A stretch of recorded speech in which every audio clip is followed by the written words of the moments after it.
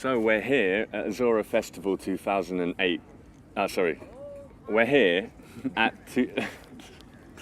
we're here at Ozora Festival 2018 in Hungary, and to my right is Gregor Reti, who's just given a very insightful talk about sex and ego death. Yeah. Cool. Thank you. So, could you perhaps begin by giving a brief background? Okay, so my introduction is that I'm from Europe originally, but live in LA for the last 30 years, and I had the typical life of pursuing money. I worked for record companies and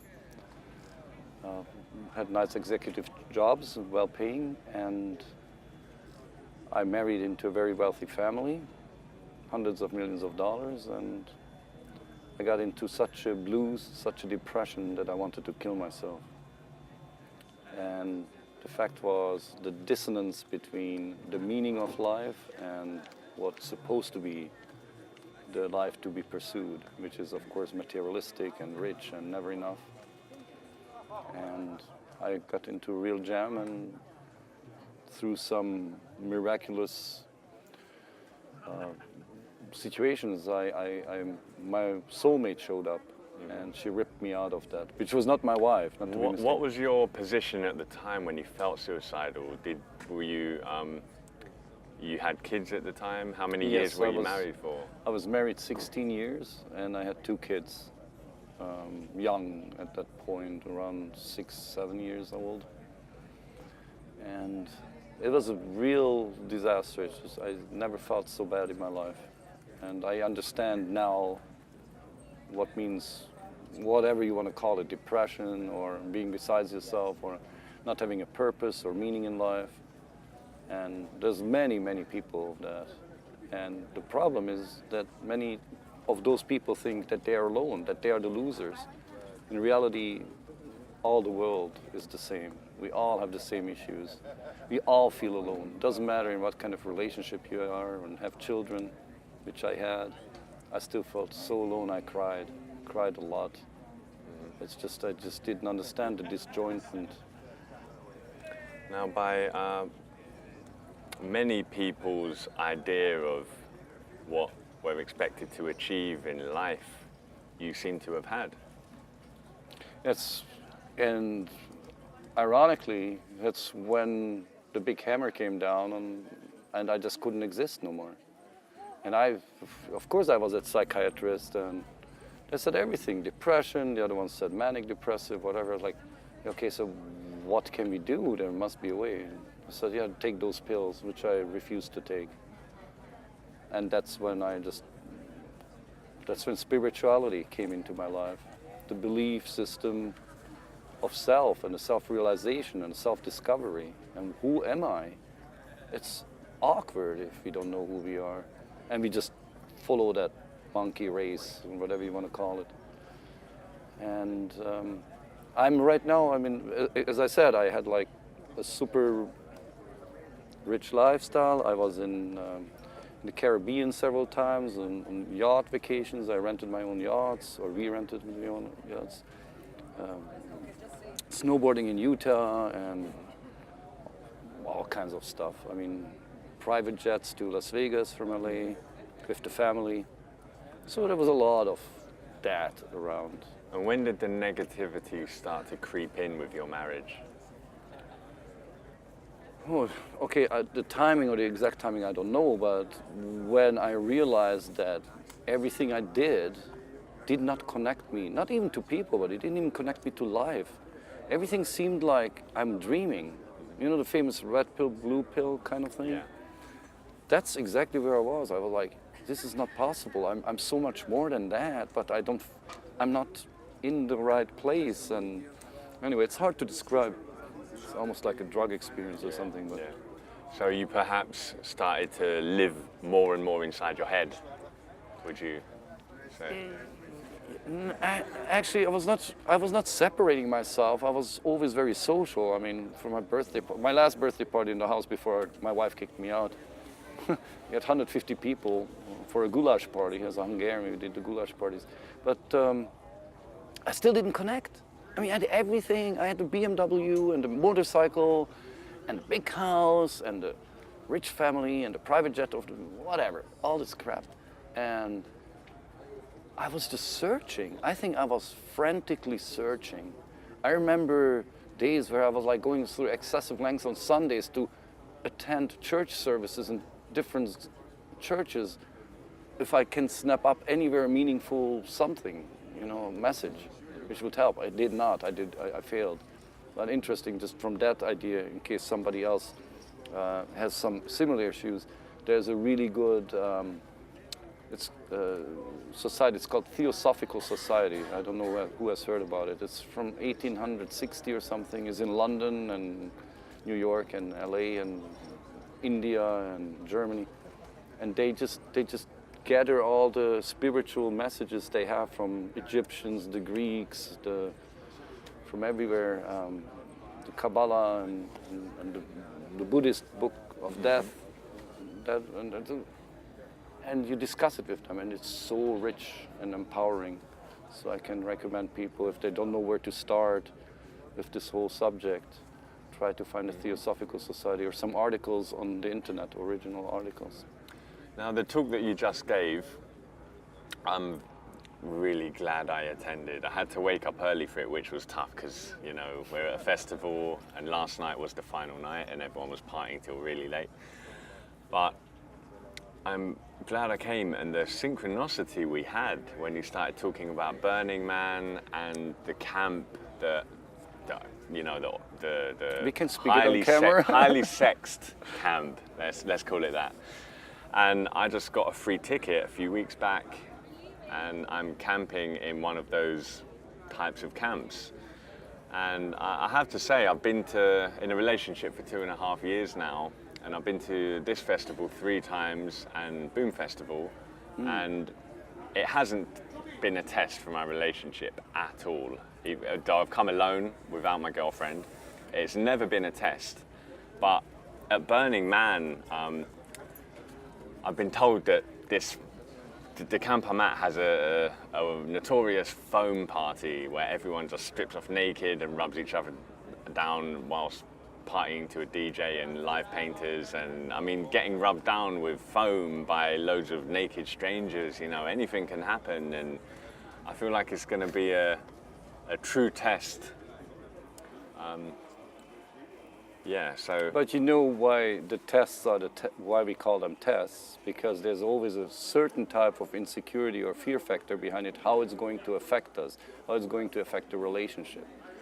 And this is what we are speaking about, because when you invite the unknown factor in other words, you're courageous, then 9 out of 10 relationship gets instantly better. Much more true loving, much more communicative, because you don't have that fear which blocks you left and right. And this is the problem in modern world. There's these relationships and nobody pays attention that in reality 7 or 8 out of 10 relationships are burned out sexually. They're like, you know, like I was 16 years married. I mean, I was writing the Valentine's Day fuck because it was a must and I didn't want to. And lots of people have that because there's no more creativity. Many people are scared to have creative sex. And that's what I'm told, is like, sex is just like any other art. It's like you paint a painting with richness of colors, or you play a guitar with richness of notes. When you have sex, do it with a richness of creativity. There is no who comes first to the orgasm, to the finish line. It's actually very bad. That's not the purpose of sex. Is creativity and connection and love and trust and acceptance. Everything you find in creativity. And perhaps also like a spiritual, it's a spiritual harmony aspect as well. But it can be mighty horny. It can be so much fun because both are mighty horny. Like role plays, it's awesome how much fantasy you can pack into role plays. And the good part about the role play is it becomes reality. That what I'm playing and what the other person is playing becomes true. And you can really add on to that. And, you know, with the right circumstances, you can do it for, I don't know, 6 hours, 8 hours, 10 hours. You can do it a whole weekend. You lock yourself away somewhere in a mountain cabin, take the right substances and enjoy your time. And that is what really connects souls to souls. There's another thing which I forgot to say in my today's workshop is the eye lock. When you have a partner and you try to prolong the onset of the first orgasm, so like prolong it 1 or 2 times, and then when you both are ready for the orgasm and you sync it up, you both look eye to eye. You lock eye lock. And you feel how the orgasm comes literally from people who didn't experience the idea of chakras. That's where you really experience your chakra. It comes from the root between your legs, and it just and you connect, and you go through like a magic gate, and you just swell out for, it seems like for long, but you know it's only a few seconds. But when you do the eye lock, you lose yourself. It's like really, really hot. It's spiritual, yet it's still totally horny. As I mentioned to you earlier, I moved in with my girlfriend after being together for 2 years. So that happened maybe 8 months ago. And since we moved in together, the sex has been a little lackluster. And it's been on both of our sides. And for me, I feel like I'm losing my mojo here. Yeah. I'm only 33, what's going on? Yes. And I mean, I occasionally watch porn to see if I've still got it, and no, it's going. So it's nothing to do with me and my girlfriend. It's actually me. It's deeper. And I do ayahuasca ceremonies every 3 to 6 months, and find that after doing that, I'm super horny, like I'm 15 years old again for like a week or two, when we have incredible sex. Incredible. Yes. But at the same time, I feel like it's a little bit dangerous to feel the requirement to have to turn to such a powerful plant medicine just to have good sex. It should come naturally. But you mentioned in your answer that communication is key. And looking back, every time we do the ayahuasca ceremonies, we talk for an hour and break through so many boundaries, and then have amazing sex. So it shone the light on that aspect as well, the communication. And what do we need for communication? Openness. And what do we need for openness? Courage. Courage. Get that little devil called ego with its fear. Yeah. Get that out by being courageous and open up. You can master it. But I have an interesting statistic, just for all the other viewers or listeners who don't know that. Sex and mojo is on a almost catastrophical decline worldwide. The erectile dysfunction has increased in the last 10 years by 3,000%. It's mind-blowing. It's absolutely mind-blowing. And I'm pretty sure it's not Pfizer who's working on it. Yeah.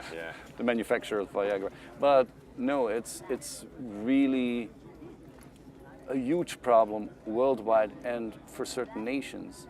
In Japan, the prime age group for sex, meaning from 18 to 34-year-olds, from all of them in Japan, who is between 18 and 34, 44% are virgins.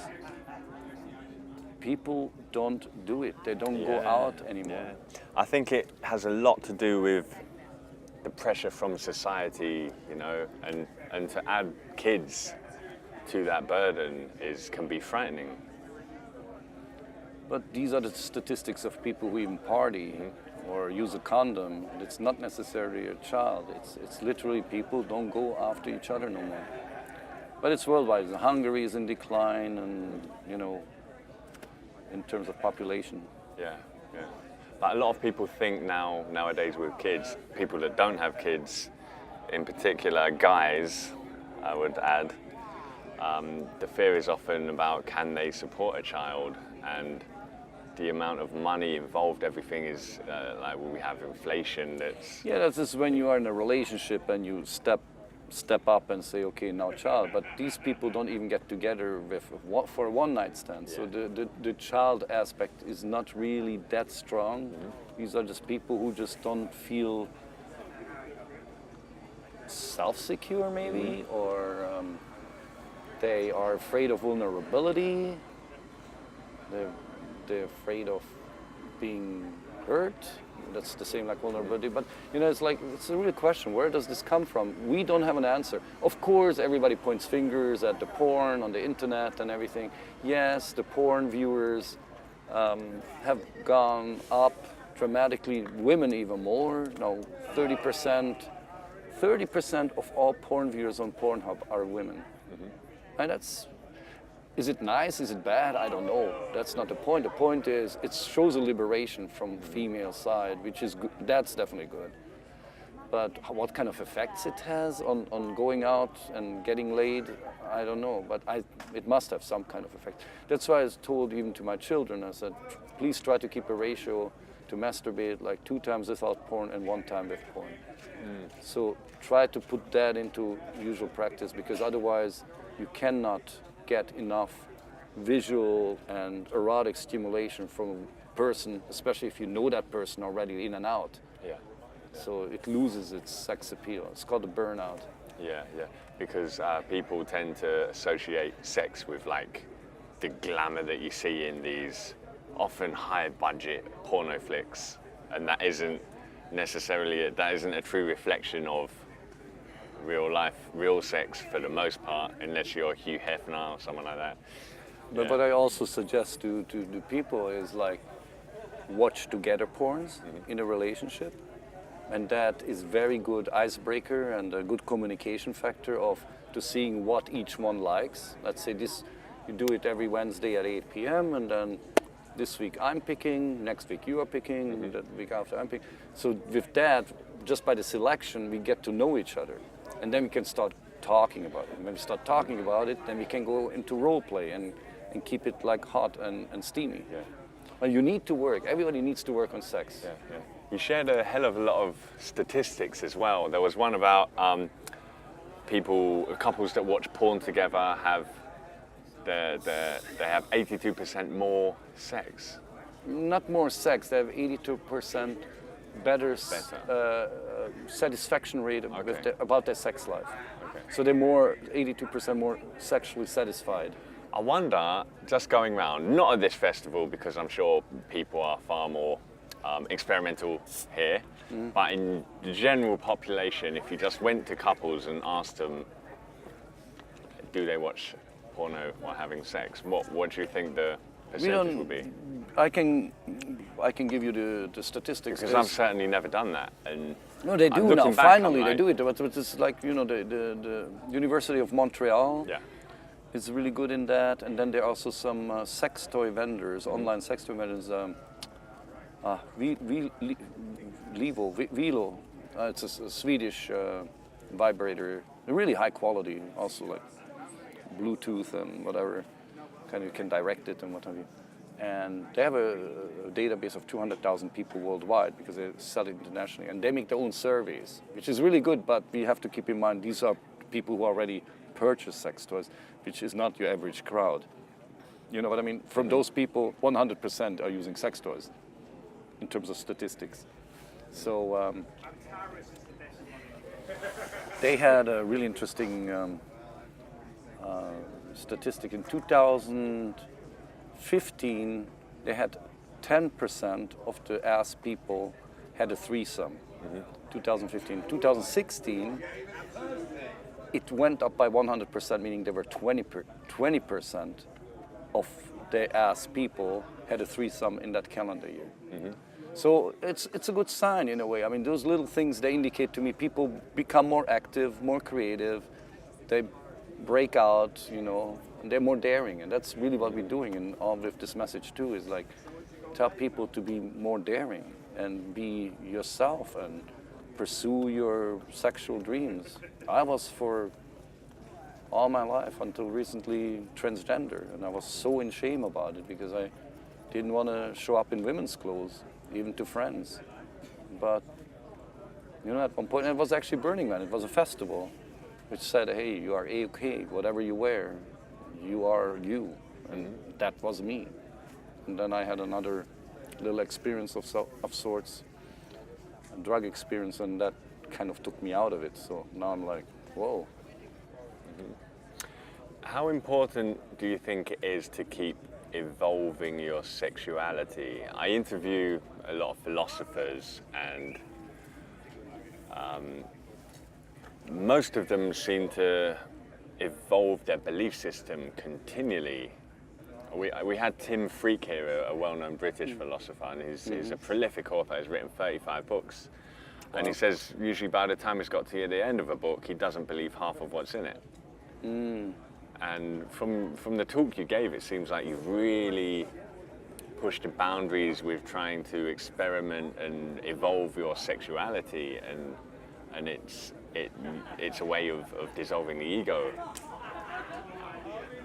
It's a poison for the ego when you dare, and for trying and being creative, you definitely need to dare. So it's all like intermingled. And I mean, I wrote a book with the same title, Sex and Ego Death, and it's 300 pages, and I had to rewrite it. I'm rewriting it right now the 7th time, but you can feel it in the book. This is all raw experience. I did not read. I cannot even read. I'm somewhat dyslexic and I have ADHD. So first of all, I have trouble reading, and then when I'm reading it, I forget it. So it's kind of like, I'm not that type, but I think what's important is when people feel the truth behind things. And this is not a philosophy. This is like just, I suffered a lot, and now I'm totally happy. I mean, I told you my financial past, and now I'm living on welfare, social welfare. I'm getting support from the US government. It's totally crazy going from one extreme to the other extreme, but I've never been so happy. I'm literally super happy. I'm hugging myself, and I give a kiss in the mirror when I walk by and stuff like that. So, but these are practices I cultivate, and it's very important to be truthful to yourself and to your beliefs. And sexuality is a big part. One very lovely guy from the group before where we spoke, he has tremendous troubles with shame and guilt because he's gay. He grew up in a Chilean society with heavy Catholic Orthodox schools and everything, and he feels guilty just being next to a man who he likes. Feels attracted to, yeah. Who he's attracted to. He feels shame and guilt to be attracted to another man.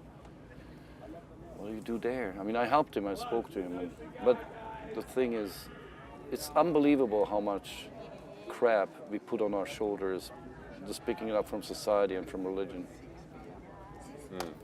You mentioned you had a very powerful experience, not a near-death experience, but an actual death experience when you were 13 years old, correct? 13. Can you elaborate on the... Yeah, I can tell you even possibly more details. What happened is I was 13 years old, and I had taken some glue, sniffing glue, and we did that by having a plastic bag and having it in the bottom. But where do you do that? Obviously, we don't get caught.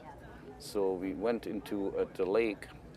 There was tall reefs, and there was a little, what you call it, a pier.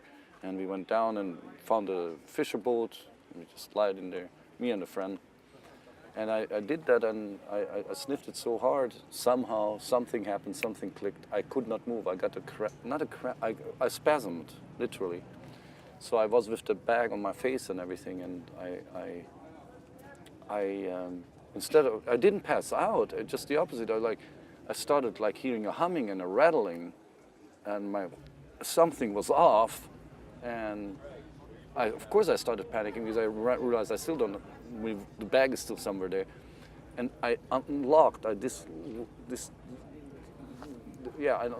left my body, literally left my body, and it was like vibrating, and slowly it started to move up, but that speed got like incredibly faster with the distance. And within like a few seconds, 10, 20 seconds later, I was at the speed of light. I cannot measure it, obviously, but the fact how the lights zoomed by me, I saw the lights, and it was, planet Earth was like way behind.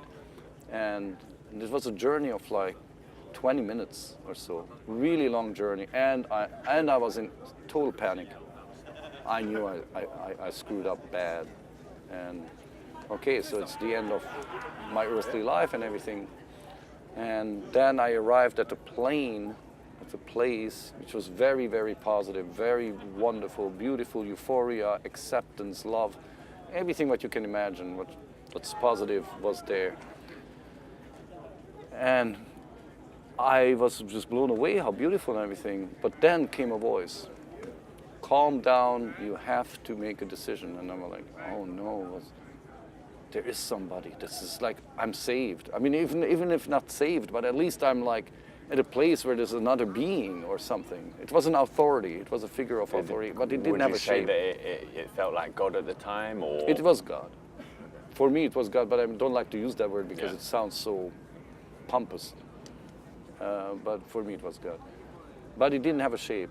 It had like a dense, like a dark gray fog, dense kind of, was a foggy thing. And then it says, do you want to stay here or do you want to go back into your body? And I really wanted to stay there. I mean, there's no question, much rather than going back to my 13-year-old body. I came from a horrible childhood. I was beaten thousands of times. I was bleeding. I was in hospitals and in 3 different boarding schools. I was kicked out of 9 different schools. So I really didn't like my life at all. But I had this overwhelming realization of like, there's a 13-year-old body, and how much energy and intelligence and reactions and codes and everything that it takes just to make this body. I said, you know what? I thought to myself, I want to go back to that body because it's so precious, literally. And then he said, if I have my decision, I said, yeah, I want to go back to my body. And I said, are you sure? It's even like double confirmed. I was like, wow, how cool is that? Did not influence me in any way in my decision making. So, and then I said, yes, I'm sure, because it's a 13-year-old body, it's a lot of energy that goes into this body and what have you. And I'm going to be here back with you inevitably at one point. And then it said to me, cool decision, I would have picked the same. Mm-hmm. I was like, wow, I was like so honored and reassured, and everything was just wow. Then I wanted to like beg for like just 5 more minutes. Leave me just 5 more minutes there. No mercy. It was like straight, like thrown back like a water funnel in a water park, like falling back into it and on the same speed. It was a really bumpy ride. Mm-hmm. But with the big difference, I had no more panic. I had a smirk on my face. I remember I was smiling because like, what bad can happen to you when you come back from death?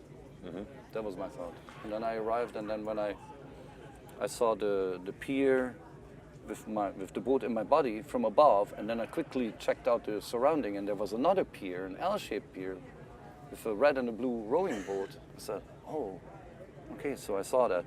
So I go back, and slowly as I come down, and it makes a big bomb, really loud. I remember like my ears were ringing, but I was back in my body. And the first thing I did is like rubbing my fingers at my fingers, looking with my eyes, feeling through the skin. Like, what an amazing, complex computer, super wow that is. That's a body, you know, it clicked on me like, obviously the me is not my body. The me was out there, made a decision, came back, but I snapped back into that super tool. Mm-hmm. And the first thing I did is I was getting up and going around and looking for the second pier. I found it. I go to the end of, it looks like it's the end, there's no boat. But then I realize it's only the L shape. So I'm like, my heart starts beating up. I'm going on the L shape to the end, and there's the red and the blue rowing boat. Mm-hmm. that was the happiest moment of my life, because that's for sure nobody can take away from me. This was not just a craziness in the brain structure or this and that. There was something supernatural that happened, and And I how- know I'm not going to die anymore, so I'm completely believing in reincarnation. Okay. Interesting. I've had a couple of near-death experiences, similar in ways to yours, but for sure when I came out of it, I was 100% of the belief that consciousness persists beyond death. Yes. But that belief hasn't stuck for my whole life. I'm constantly changing back and forth, always in flux, always. So it's interesting you've held. I have a proof, Yeah, so to speak, yeah. which makes me exceptionally happy, because I have no fear of death. And with that no fear of death, I lost a lot of other fears. Yeah. Social fears, for example, but I still have them, of course, but Yeah. it's not so strong. Okay. So we're at a psychedelic tribal gathering. What is your opinion on psychedelics as therapeutic tools, as healing tools, as mind expansion tools? Let me put it this way, and I'm pretty sure I'm not alone, especially with Terence McKenna. I believe that everybody who propelled humanity in one way or another had some kind of an exposure to psychedelics. And that includes Jesus, Buddha, Moses. Einstein? Einstein is a funny figure. He knows so much. You know what? I don't know. Einstein. Well, the experience he had might he had as an well- experience. Many. He did a thought experiment, which he had the epiphany, and that's when special relativity came to him, and he was channeling pure creativity for weeks, if not months on end. And he wrote down the 3 papers on special relativity, and then as soon as he completed them, he crashed for 2 weeks and didn't leave his bed.